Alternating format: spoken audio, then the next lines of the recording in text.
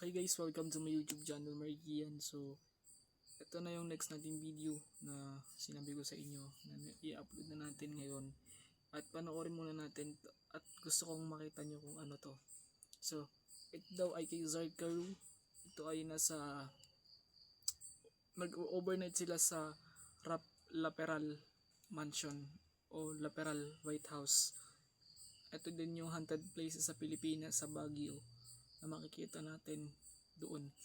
At may pamilya dito na pinatay ng mga Hapones nung World War II. Ito ay naging kampo at naging kuta rin ng mga Hapon nung ikalawang digmaan. So tingnan natin guys yung istorya nito. Today I will spend an overnight sa pinaka-haunted na bahay sa buong Pilipinas, ang Laperal White House. Mamatay mo tayo. Sabi ko sa'yo, tutukan mo yung pintuan. This house was built in the 1920s and owned by the Laperal family. Owned by Don Roberto Laperal and Doña Victorina Laperal. Ginawa nila itong bahay na to para gawing rest house dito sa Baguio City. At nung World War II naman ay sinakop to ng mga Japanese para gawin nilang headquarters nila. Ginamit din nila itong kuta o bahay para dito nila gawin ang lahat ng karahasan. Dito nila sinagawa yung mga pangre-rape, pang-torture at dito nila ginagarote yung mga pinaghinalaan nila ang kakampi ng mga Amerikano. Si Doña Victorina ay namatay habang World War II, habang si Don Roberto naman ay namatay sa pamamagitan ng pagkadulas. The most creepy part is, malapit lang tayo sa lugar kung saan siya mismo namatay. Pagdating namin sa lokasyon, nag-alay kaagad kami ng kandila, dasal at atang para sa mga yumao. In-interview na rin namin yung guard para magbahagi ng kanyang mga experience sa bahay na to. Gaano na po kayo katagal dito, kuya? 5 taon na. Totoo ba yung mga sinasabi na may nagpaparam daw dito? May nakikita daw? Maparamdam lang. May tumatakbo sa loob, tapos yung ilaw dyan sa taas, bigla na lang ilaw. Sarado yan eh. Ano po yung ginagawa nyo kapag nararamdaman nyo po yung ganon? Maliwala na lang. Sanay na rin kasi. Totoo ba yung pag may pupunta daw, may aksidente, something na ganon? Yun din yung mga sabi nila kasi yung mag-video sila or picture. Pag bubalik sila rito eh, sabi nila, nasira yung cellphone ko, ganyan. Oo. Yung iba. Yun lang ang experience nila. Opo. Pwede kaya kuya mag-spend ng overnight dito, doon lang kami sa gilid. Hanggang alas 6 lang kami ng umaga. Ganun. Hindi pa pwedeng pumasok sa loob, kaya naman naglatag na lang kami ng tent sa labas para makita kaagad namin kung may mangyayari ba ang kababalaghan. Okay, exactly 5:14 ng hapon and nandito tayo sa Laperal House. Since hindi tayo pinapasok, dito lang tayo sa labas. Overnight challenge starts now. 5:22 p.m. Nakalatag lang namin ng tent and sobrang daming tao. May mga supporter na dumalaw para magpa-picture. Pero habang nag-picture kami, something happened.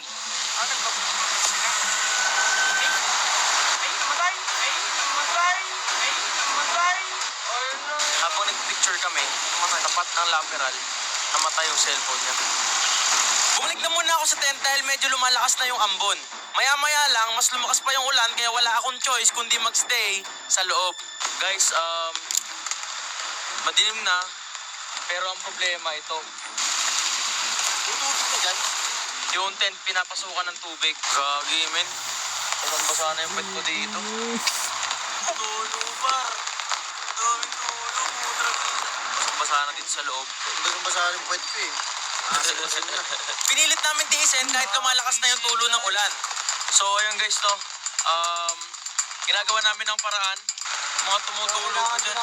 Ano, lakas ng tulo. Iba to. Ano? Ganyan? Puto, pwede ka maghugas ang paa? Pero nung dumating na sa point na nababasa na yung camera at equipments ko, naisipan ko na sa kotse na muna kami magpatila ng ulan. Ilagay muna natin sa kotse yung ano.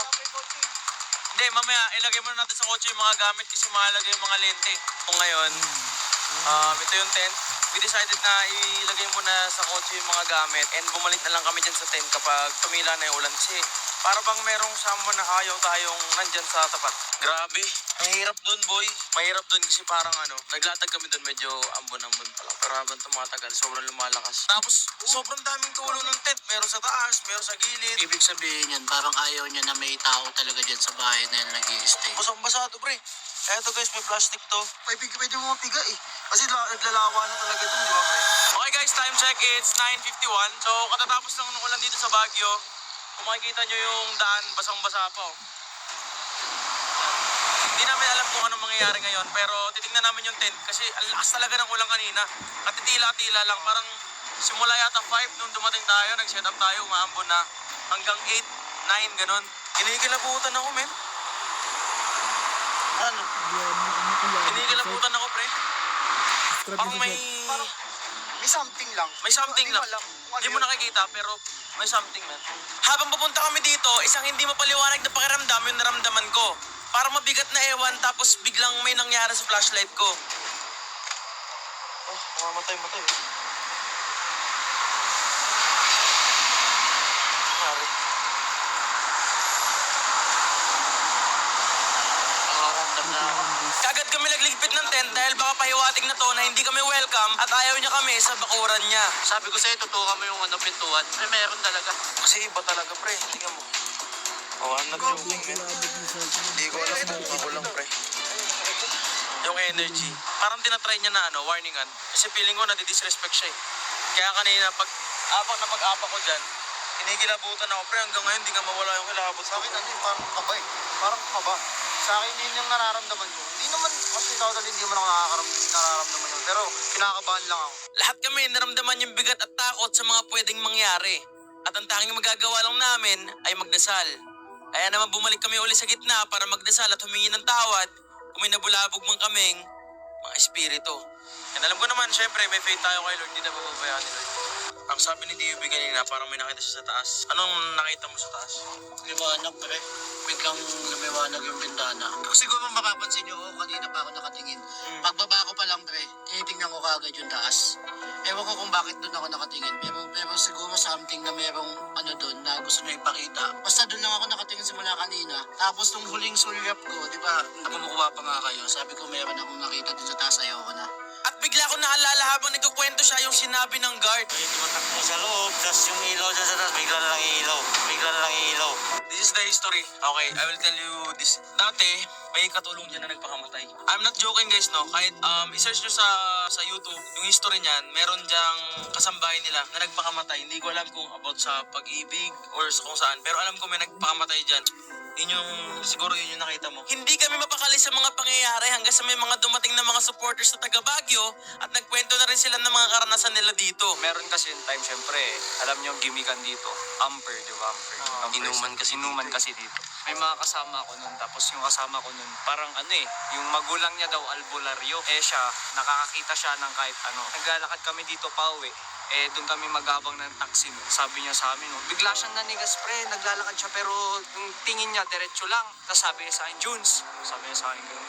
Huwag kayong lilingon kasi may bata dyan sa gitna ng daan. Sabi niya, gano'n. Tapos yun na, para nang nag-iba yung feeling namin lahat. Nung first, dire-diretso lang kami dyan. Wala kami na-feel. Pero nung sinabi niya na sa amin na parang, may bata dyan, tapos may dalawang nandun sa gate, lalaki tsaka babae, tinatawag yung bata, sabing ganun. Yun, parang kinilabutan ako nga eh. Hindi lang once na nangyari yun dito, gate mismong gate, tinatawag daw yung bata. Diretso lang kami ng lakad, kinabahan na kami lahat. Yun, iba na yung feeling talaga, goosebumps talaga yung nangyari sa amin nun. At pagkatapos niya magkwento, tinry namin puntahan yung gate. Guys, nandito kami ngayon sa gitna. Kasama yung iba nating subscribers na dumalaw sa atin. Iba talaga pakiramdam dito. Parang habang lumalapit ka, lalong bumibigat. Kinukuha. Parang nanghihina nga ako, parang Alam mo yung sa loob-looban mo, parang gusto mong umalis na pero tumakbo ganun pero... Sa oras na to, sobrang kinikilabutan ako dahil napakabigat na talaga. Kakaiba na pag tumalikod ka. Parang... Grabe. Kakaiba. Narinig yun? Oo ba yun? Narinig ko yun. Narinig ko yun. Kakaiba. Kakaiba. Narinig ko yun. Sa tunog na narinig ng mic ay ibang-iba sa narinig namin. Bukod sa aming narinig, mas nagulat kami sa mga sumunod na pangyayari. Tara na, isa tayo. They don't want us here, man. Narinig niyo, bitabi po. May narinig kaming tatlo. Ano narinig niya? Doon na lang natin. Sa labas, hindi dapat narinig ko. Sobrang kalabot ako. Sa iPhone, narinig yun. Laking gulat namin dahil yung iPhone footage na inaasahan ko ay nag-cut into two. Nag-stop nung may nagparamdam na at nag-record ulit pagtapos. Men, naka-record sobra nagkat oh. Oh, sakto men, narinig ko yun last. Kinilabutan ako, men. Sorry. Nagkat men. Nag-cut to. Kasi hindi ka nag-cut, Hindi diba? ako nagkat men. Tuloy-tuloy ka lang. Diretso tayo kanina. Kasi, ano to? Oh, papunta pa tayo men. Nagkat siya. Hindi na narinig yung ano? Check natin. Wala dyan, putol men. What? Putol men, putol. Hindi narinig yung narinig natin. Hindi na rin. Hindi na. Kasi nga last na tong sinabi ko. Ito yung phone ni MJ. Ito yung clip niya. Hindi siya nagka-cut. So, ito yung nasa baba na kami. Ayan. Hindi na siya nagka-cut yan eh. Ayan. Ito yung bandang dulo. Lilipat ako. Ayan. Ngayon, paglipat niya sa kanan, biglang may boses dun eh. Pero naputol. Ngayon, yun yung boss, nag-boss na. Ngayon, nag-play ulit. Look at the next clip, bro.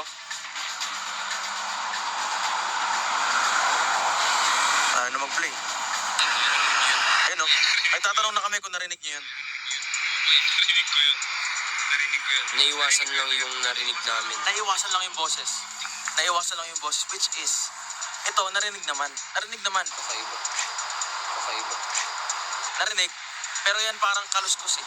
Pero yung boses talaga. Pagkatapos ng mga nangyari, umuwi na sila at dito na rin nagsimulang lumala ang mga pangyayari. Okay guys, time check. It's 12:13. Tinry ulit namin na balikan yung buong lugar and see what will happen. Ang iniisip ko, yung mga guard, paano yun? Oo nga. Yeah. Ayun o, tignan mo. Kita ba ilaw? Oh, kita. Yung pinapart na to. At habang nag-video kami sa gitna, biglang nalobat yung full charge na camera ko. Malabot. Sa part na to, in-attempt kong bumaba. Pero pababa pa lang ako, dito na siya nalobat at dito na naghang yung camera. Okay, so ngayon, sa phone ako nag-video. Kalagitnaan ng vlog, yung full charge ko. Ito na, kapapalit lang. Yan o. Ayan, kapapalit lang. And then, naghang na. Usually, namamatay yan eh. Oh my God. Kata-time check ko pa lang, di ba? Kapag nagko-content ako, ang bitbit ko lang 2 battery. Kasi yung 2 battery, pasok na yun ng 24 hours and overnight. Ngayon, what happened? Kapapalit ko lang ito pagbaba ng sasakyan. And ito na yung mangyari. Ah, shit, man. 3 a.m. guys. 3 a.m. na. Kanina, marami pa mga dumadaan, mga galing party. And ngayon, sobrang unti na lang yung dumadaan. Tingnan mo yung kalsada. 3 a.m. at niyakap na namin yung tapang at nilibot yung buong lugar. Grabe. Basa pa yung jacket ko. Sinuot ko na kasi ang lamig talaga. Ewan ko kita to ah. Kita. Sobrang ano. Yan na, kalamig. Habang papunta kami, ramdam ko na naman ang mabigat na presensya niya. Second gate na. Kanina may mga umaalulong na aso dito. Hindi namin alam kung bakit. Alam niyo naman, pag mga aso umaalulong, it means may nakikita sila na hindi natin nakikita, di ba? Yes, tama. And walang dumadaan dito kanina. So, let's see dito. Iba yung ano? Ayaw na nila sumama. Ayun. Banda rito, iba na yung feeling. Tapos biglang may sumigaw na babae. Ako dito. Narinig yan?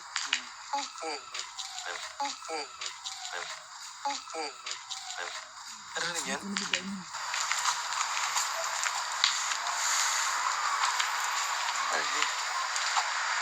Ayaw na mag-focus. At sa oras na to ay nahihirapan na mag-focus yung camera ko. Pag ayaw mag-focus, either may nagip siyang something. Lastly, wait na. So, dito tayo naka-attend kanina.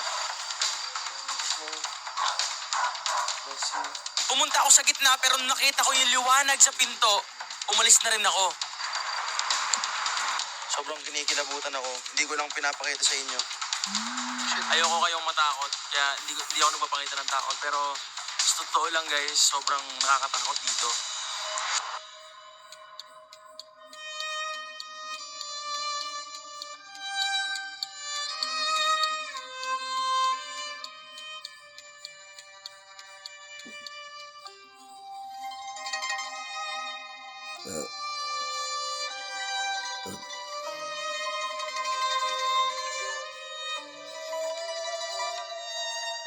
naman ang misteryong nababalot sa lugar na to, paniguradong dahil ito sa mga nangyari noong unang panahon.